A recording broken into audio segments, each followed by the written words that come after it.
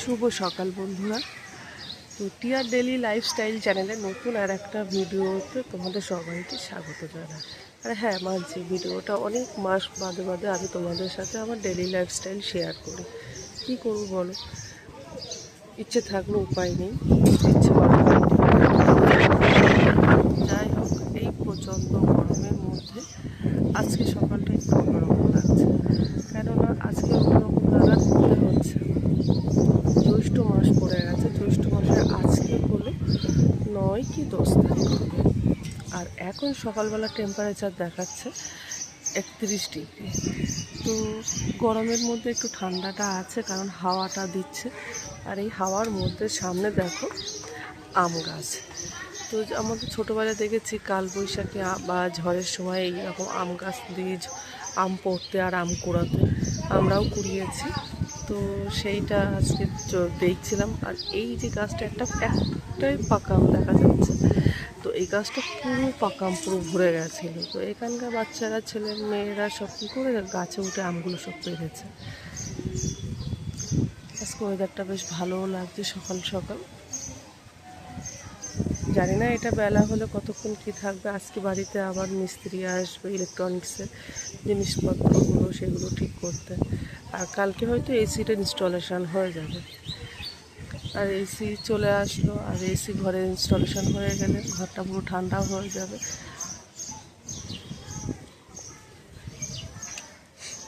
আর এইদিকে একটা গাছে, একটা টবের মধ্যে আছে বেল গাছ, আর একটা টবে আর বেল গাছ আর হচ্ছে গোলাপ ফুল গাছ।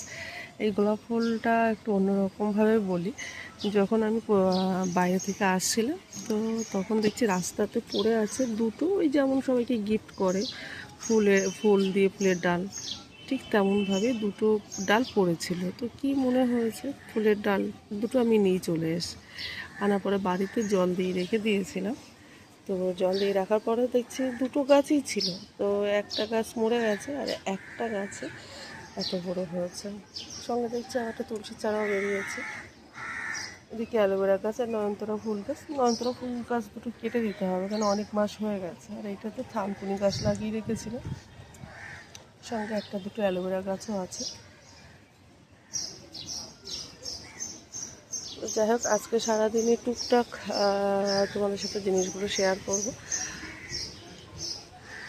চলো দেখতে থাকো আমার ভিডিওগুলো। হ্যাঁ, এটা কিন্তু লজেস নয়, এটা কিন্তু একটা সন্দেশের মিষ্টি বর দিল্লি থেকে এনেছে। ঘড়িতে এখন 9টা বাজতে 5 মিনিট বাকি সকাল।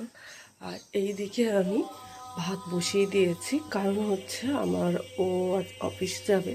তো তার জন্য সকাল সকাল ভাত বসিয়ে দিয়েছে। আজকাল বাজার যাওয়ার নেই, কেননা একাদশী আজকে।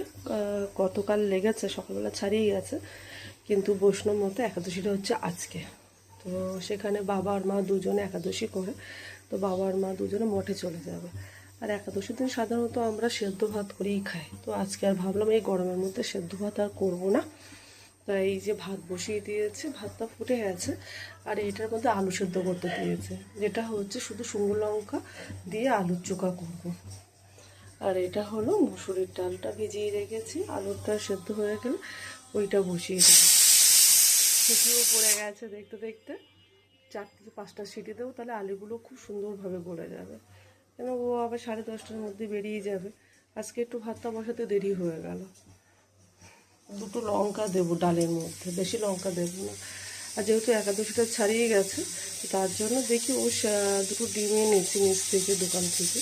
তো সেই ডিমটা সেদ্ধ করবো বা ভাজা করবো, ও যেটা খেতে চায় ওকে সেটা করে দেবো।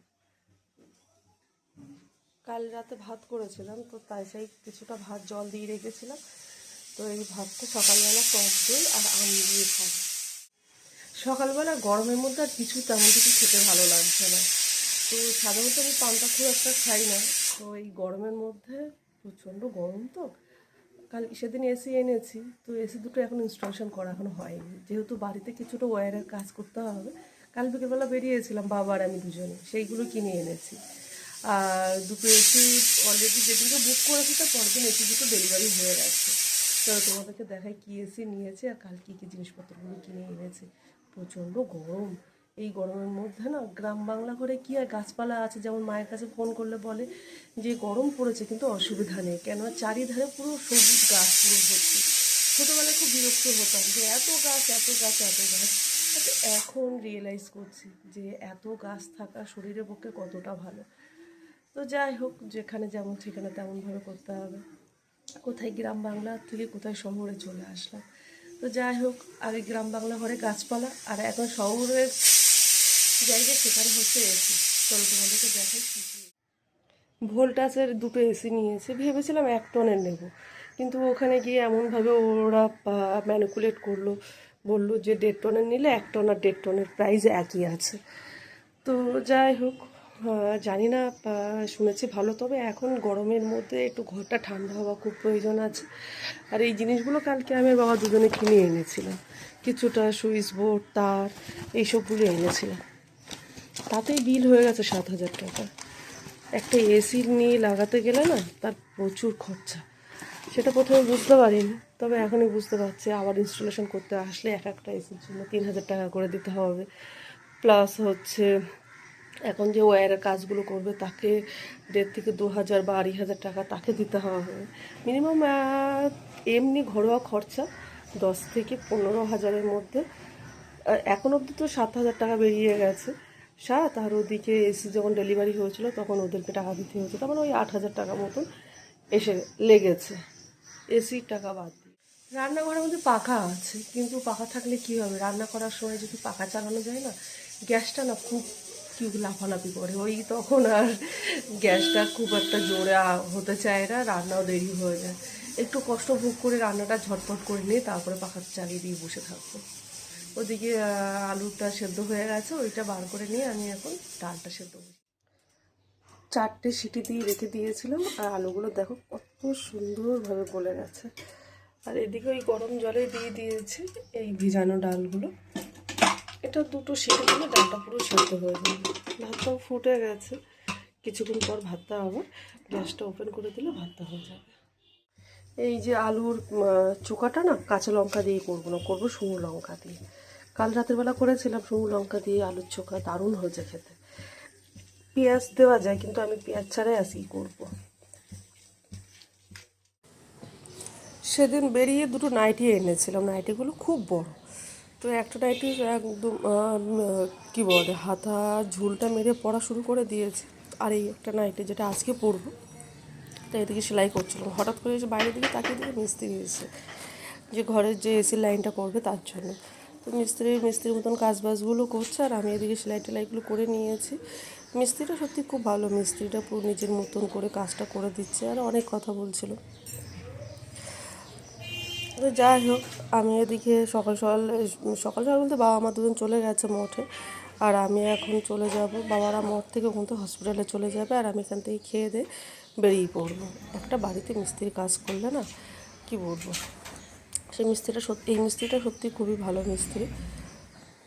স্নান করে নিয়েছে, আর এই নতুন নাইটিটা বেশি বড় না, তবে একটু কাতটা একটু মেরে নিতে হয়েছে, আর হচ্ছে একটু ঝুলটা মেরে নিতে হয়েছে। তো চান করে চলে এসেছে, আর এখানটায় কী হলো, যাই হোক গরম এখন অনেক কিছুই হবে। তো যাই হোক, চান করে চলে এসেছে ঠাকুর পুজো দিতে, ঠাকুরটা পুজো দিয়ে নিয়েছে, আর মিস্ত্রি এখন বাড়ি চলে গেছে। আর আমি এইবারে ঠাকুরের ভোগটা নামিয়ে এখন নিজে 2টো খেয়ে নেবো, 1:30টা বাজে। মাকে নিয়ে একটু যেতে হবে হসপিটালে, ডক্টর দেখানোর আছে, তো ওনাকে নিয়ে যাবো হসপিটালে ডক্টর দেখাতে।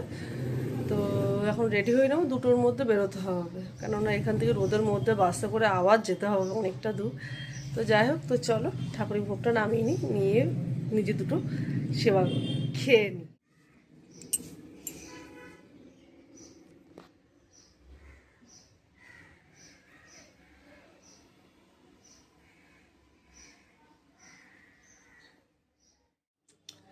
বসে পড়েছি খাবার খেতে, দুপুরের আলুর চোখা আর মুসুরির ডাল। সত্যি বলতে গিয়ে গরমের দিনে কিন্তু, আর এইটা তার সঙ্গে দিতে হবে, গরমের দিনে কিন্তু অন্য কোনো কিছু খাবারের চেয়ে কিন্তু এই খাবারটা সবচাইতে বেস্ট খাবার। দুপুরবেলা তো বিশেষ করে আম ডাল হলে তো আর কোনো কথাই থাকে না, কিন্তু এখন তো আম তো পাকার সময়, কাঁচা আম বাবা এনেছে, কিন্তু সেই কাঁচা আমগুলো না পেকে যাচ্ছে। তো যাই হোক, দুপুরবেলার আজকে মেনু হচ্ছে আলুর চোখা আর হচ্ছে ঝাল ডাল লেবু দিয়ে দুপুরবেলা। বাড়ির কাজ শেষ করতে করতে তখন রাত 7:30 বেজে গেছে। তারপর দেখি হঠাৎ করে ঝড় উঠে গেছে, ভাবলাম একটু স্বস্তি পেলাম, আর এদিকে কাজটাও কমপ্লিট হয়ে গেল।